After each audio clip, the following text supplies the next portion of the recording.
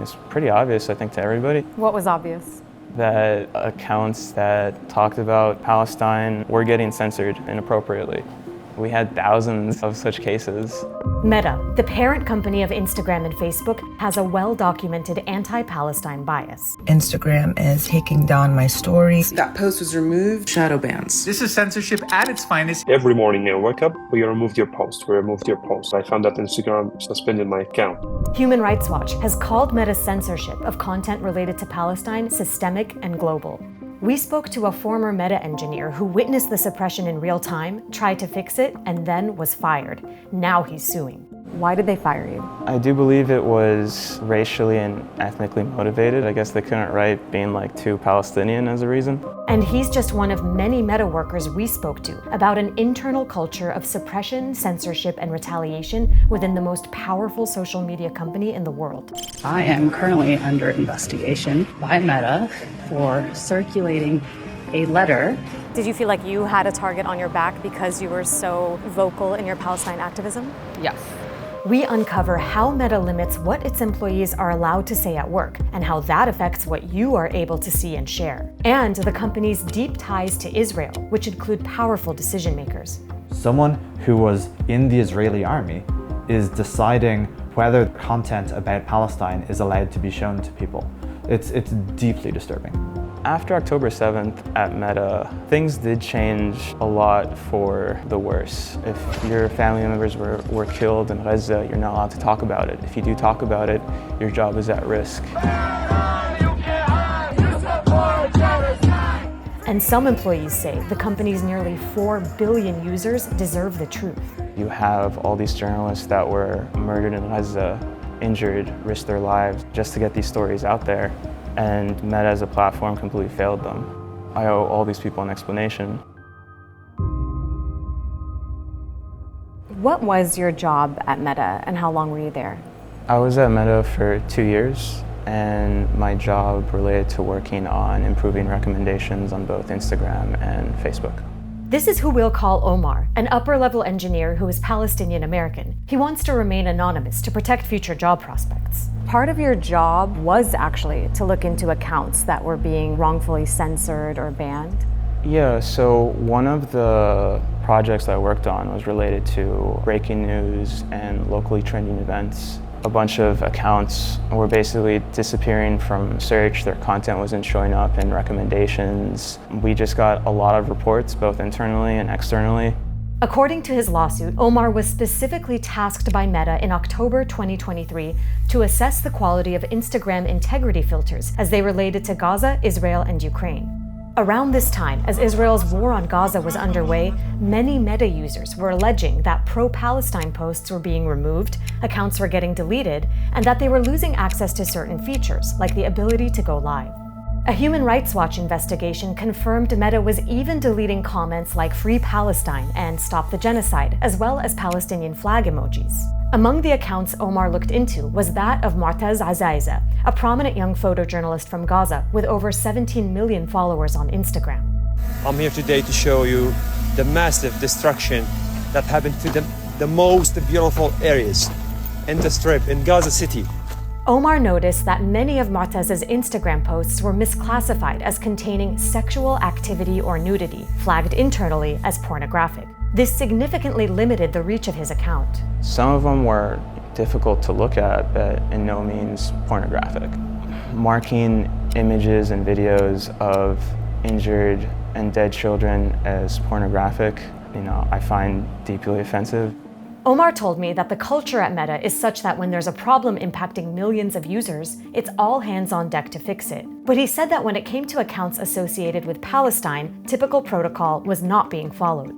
Tickets were opened and then mitigated, resolved, and closed with the same timestamp, indicating that someone on the team was dismissing issues without actually investigating them. And 2 colleagues messaged Omar privately, telling him to stop looking into the issue, even though it was his job to do so.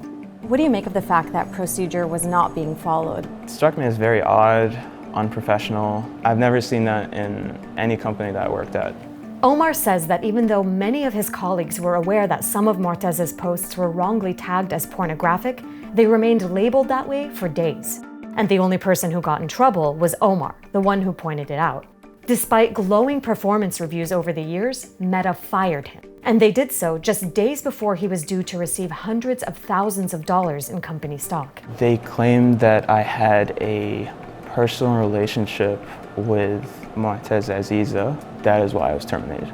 We reached out to Meta regarding a series of allegations, but they declined to comment directly on Omar's case. A company spokesperson previously said that Omar had violated data access policies, which are rules on how employees can use company data. What was your reaction when you found out you were fired for this?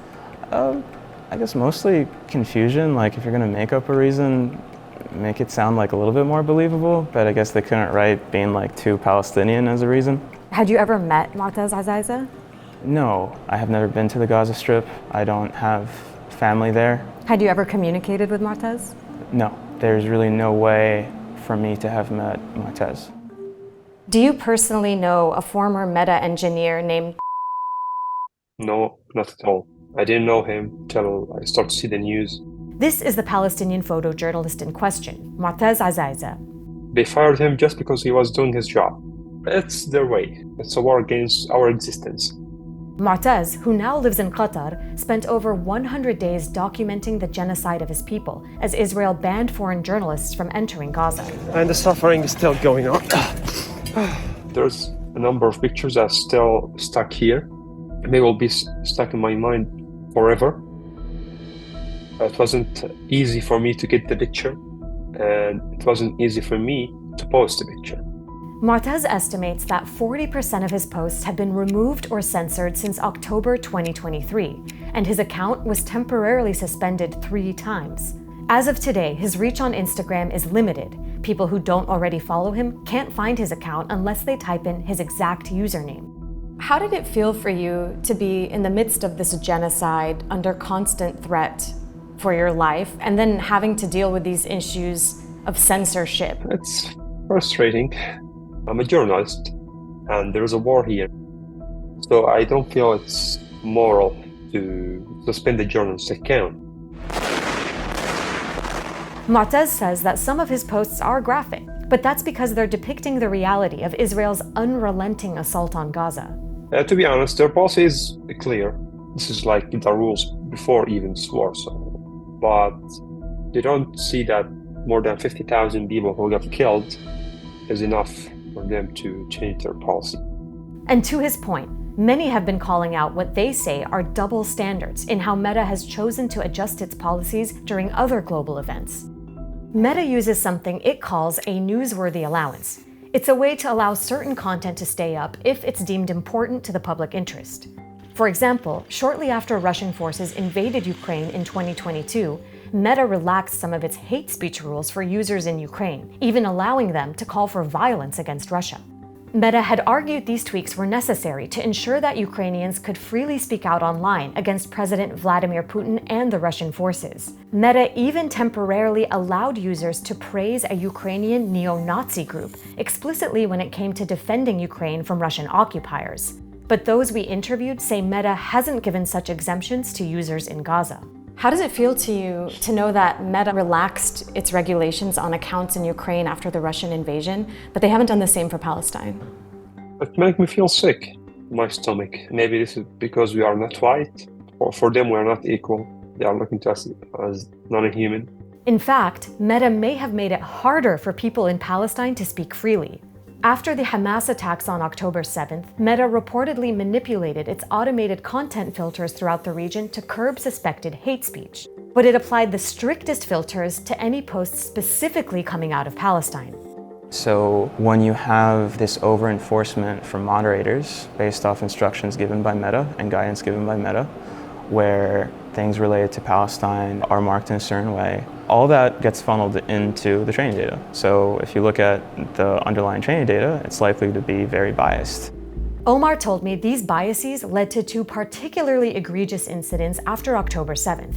One involved WhatsApp, the global texting app also owned by Meta. When users searched for the terms Palestine, Palestinian, or Muslim boy Palestinian, WhatsApp's AI suggested images of children holding guns. But searching Israeli boy, Jewish Israeli boy, or even Israel army didn't suggest any images with guns. Another incident involved Instagram and its auto-translation of Arabic to English. The word terrorist was inserted into some Palestinian users' bios. Meta apologized in both cases and said they were caused by technical glitches. So you could say that the AI algorithm or machine learning model made a mistake, but if you know the bias exists and you prevent your own employees from fixing it, it's very hard for you to say to claim it's a bug. Especially, he says, considering how long these problems have been an issue at the company. Because back in 2021, during Israel's 2-week assault on both Gaza and occupied East Jerusalem, Meta was similarly accused of stifling pro-Palestine voices and hashtags. The following year, a report that Meta itself commissioned concluded that Meta's actions during the crisis appear to have had an adverse human rights impact on the rights of Palestinian users. In response, Meta said it would begin to implement many of the report's recommendations. But Omar and many other Meta workers we spoke to say since those events in 2021, Meta hasn't done enough to make things better for its users or its employees. I am currently staring outside my window and looking at my place of work, which is Meta. I've been working at Meta for the last 3 years, and I was recently let go for my Palestinian advocacy.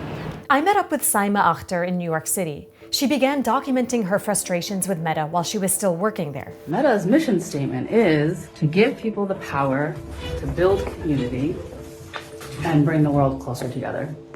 I think it's a beautiful mission statement, but the problem is, are we still holding true to our mission statement? And that is where I got into trouble. By December 2023, more than 2 months into the war on Gaza, some Meta staff had grown increasingly frustrated by the company's actions. So Saima spearheaded and circulated an internal letter to leadership addressing their concerns, including the censorship on social media. So many of us have been hearing about it from our friends and our communities, and we're like, what are we supposed to do? So internally, we have been trying to raise these concerns and these alarms. She says around 450 colleagues signed the letter in less than a day. The leaders found out about it and they deleted the letter. They kicked me out of all systems. They put me under investigation for 2 months, and they would not tell me anything about what exactly I had violated.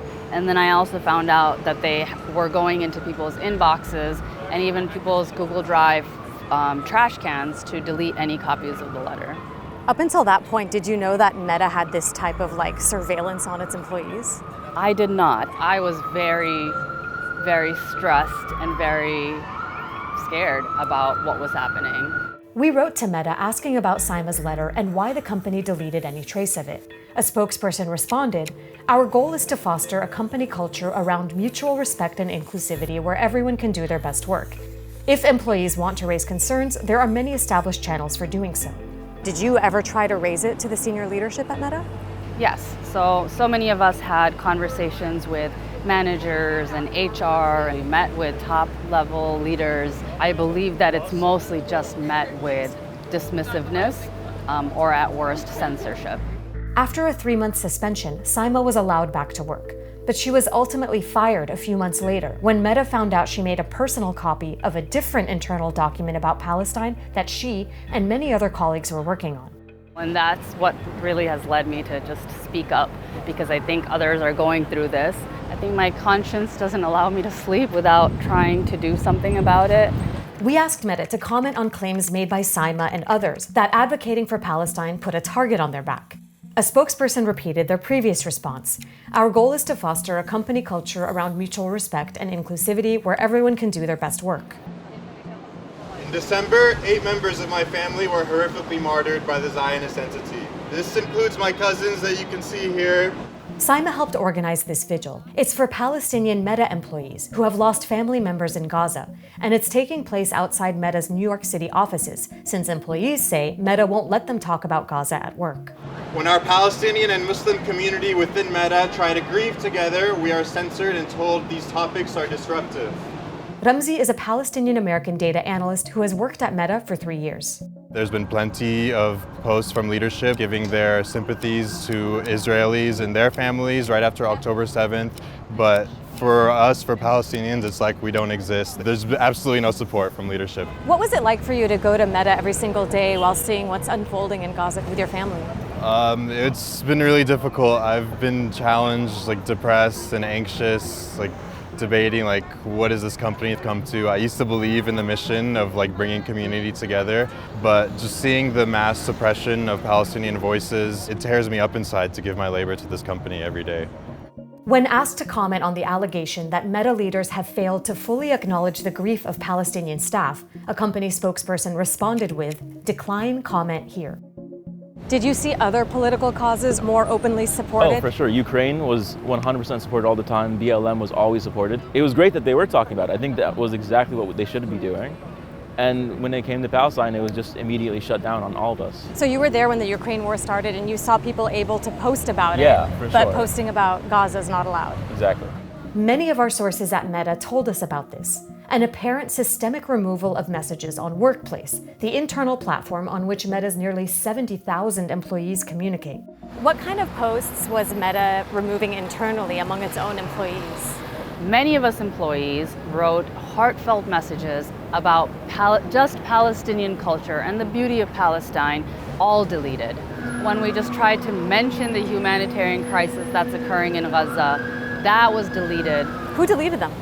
The CEE team. It's the team that monitors what we can and can't talk about internally. CEE stands for Community Engagement Expectations. It's an internal policy Meta rolled out in 2022 that forbids the discussion of controversial topics at work. Our sources told us CEE violations could impact performance reviews or bonus payouts. But Sima says posts about Palestine that were taken down were nowhere near controversial and estimates that hundreds of them were removed. This post was one of the ones she says was removed. It honored Nakba Remembrance Day, when Palestinians commemorate the hundreds of thousands displaced by Israel to create a Jewish state. But she says this post honoring the Holocaust with near identical language was not removed. And some told us that the removals bordered on absurdity, claiming that the CEE team even removed posts featuring watermelons, including this post advertising the Meta Muslim Club's plans to serve watermelon cupcakes at a company-wide fair. Watermelons are a symbol of the Palestinian struggle because the colors match the Palestinian flag. The CEE team told the Muslim Club they couldn't serve the cupcakes and suggested a tasting of traditional Muslim sweets instead. My team was shown dozens of other internal posts like this that workers say Meta removed. They included posts about Palestinian dance, food, and olive trees. Even posts questioning the takedowns were said to have been taken down. If Meta has such a difficult time in moderating content amongst its employees and does it in what I believe to be a biased way, how can I and others trust that it can moderate content for billions of users? In an email, a Meta spokesperson said CEE policies are applied equitably and fairly across the board to help ensure that internal discussions remain healthy and productive, and that over the past few years, we've seen discussions that cause a lot of churn and distraction. Being met with such dismissiveness and silencing is very jarring. What is my company doing? What are the leaders of this company doing? Tech companies have been firing people who are sympathetic to the Palestinian plight for years. Big tech has gotten very good at creating pretense for firing people. That's Paul Bigger. He's a tech entrepreneur who runs Tech for Palestine, an organization looking to amplify Palestinian voices in the tech industry. He also tracks pro-Israel connections throughout Silicon Valley. Big tech has taken a number of different approaches towards Gaza, but all of them have been extremely pro-Israel. He and several Meta employees we spoke with say this is especially true with Meta, where there are numerous Israeli and pro-Israel people in powerful positions. One of the most senior people at Meta is a man called Guy Rosen. Rosen is the company's chief information security officer, and prior to that, he was vice president of product management, where he helped build Facebook's content moderation tools. But before all that, he served in the Israeli military's elite Unit 8200, the secretive cyber intelligence group infamous for spying on Palestinians under occupation. Rosen is based in Tel Aviv, where Meta has offices and around 900 employees. He was someone who spent significant amount of time being part of operations that were suppressing Palestinians. It's deeply disturbing.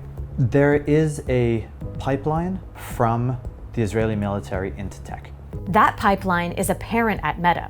According to our analysis of LinkedIn data, there are dozens of current Meta employees who've publicly disclosed that they once worked for the Israeli military's Unit 8200, many immediately before taking their current job.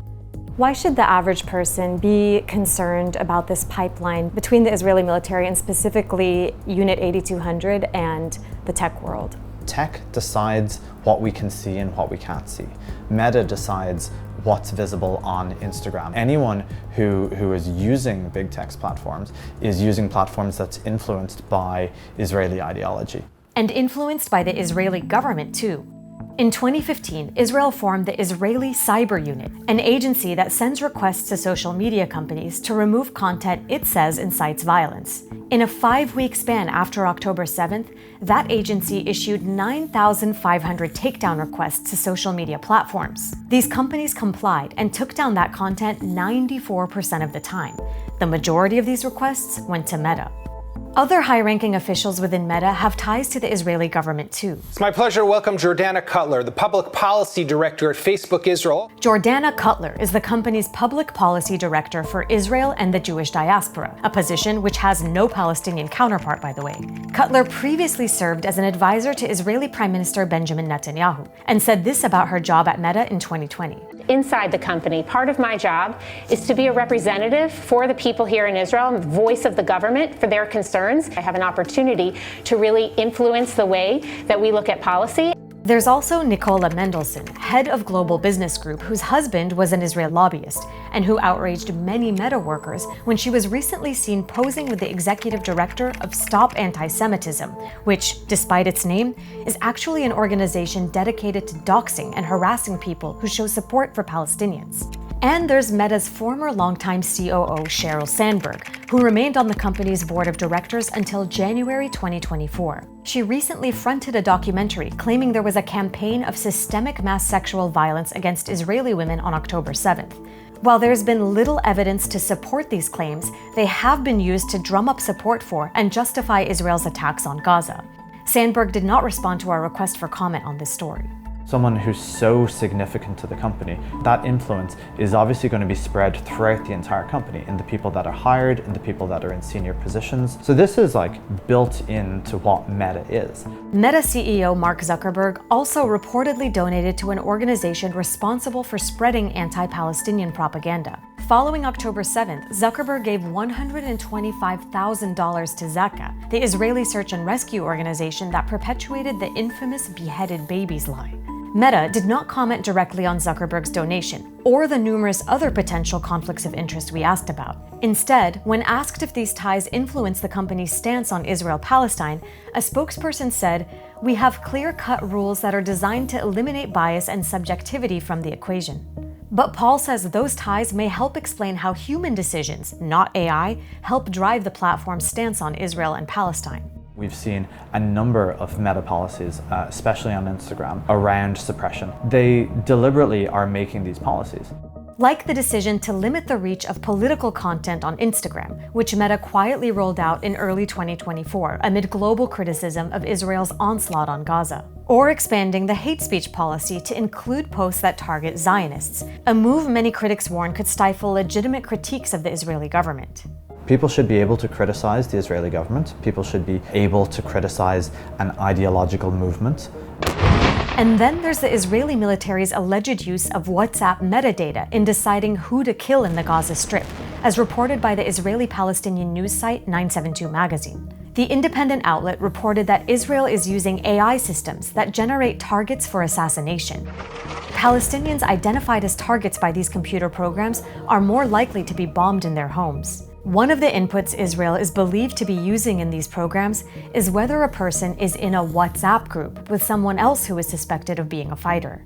Israel has not publicly confirmed that it does use WhatsApp data this way, and Meta told us that WhatsApp has no backdoors and we have no evidence of vulnerabilities in how WhatsApp works. But Meta engineers had been aware that governments around the world have the ability to exploit this vulnerability, and reportedly warned the company of this back in March of 2024. Do you believe that Meta is complicit in killing innocent civilians in Gaza? I want you to think about what you should do if you're told that you make a product and your product is getting people killed.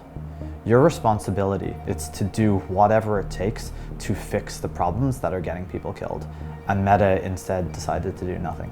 To my mind, that makes Meta complicit. I think when we look back in 20 years at how the genocide happened and how complicit big tech was, all of us are going to wonder how we didn't do more. Israel's non-stop bombardment of Gaza has killed more than 41,000 Palestinians as of October 2024, and 2.3 million remain trapped in the tiny enclave with nowhere safe to flee. The International Court of Justice is investigating Israel for genocide. Meanwhile, millions of Instagram and Facebook users continue to try to post about the horrors unfolding in Gaza daily, imploring the world to do something. You are our only hope. We depend on you. Please be our voice to the world. As for Meta's employees who are trying to advocate for Palestinian rights and humanity, their fight to be heard remains an uphill battle. Tomorrow is going to be my last day at Meta. Why is that? Because I can no longer give my labor to a company that I believe is complicit in the murder of my family in Palestine. Shortly after our interview, Ramzi learned that his great-uncle, unable to access enough food or medical care, had died in northern Gaza. Saima has since ramped up her organizing with other tech workers around the country as part of the No Tech for Apartheid campaign. And Meta's lawyers are trying to move Omar's case to a confidential arbitration behind closed doors to avoid a public trial. Omar and his lawyers are fighting that move because they believe the public deserves to know everything. A hearing is scheduled for later this year. What are you hoping to get out of this lawsuit you've brought against Meta? My main demand is really just treat all your employees with dignity and respect, including the Palestinian, Arab, Muslim ones. Because if you can't treat all your employees with respect, you're not going to treat all your users with respect. Meanwhile, our sources within Meta tell us that there remains a widespread sense of suppression towards Palestinians and their allies. Despite that, many employees have not been deterred from continuing to advocate for equity, both internally and on the company's products and platforms. I want to tell you that there's a growing group of Meta workers. Some are still there, but some have been fired, and they're fighting to hold Meta accountable. What do you say to them? I say, first, thanks for being you, for being human. Me hearing this, that means you sacrificing your job, your career, for your beliefs. Thanks so much.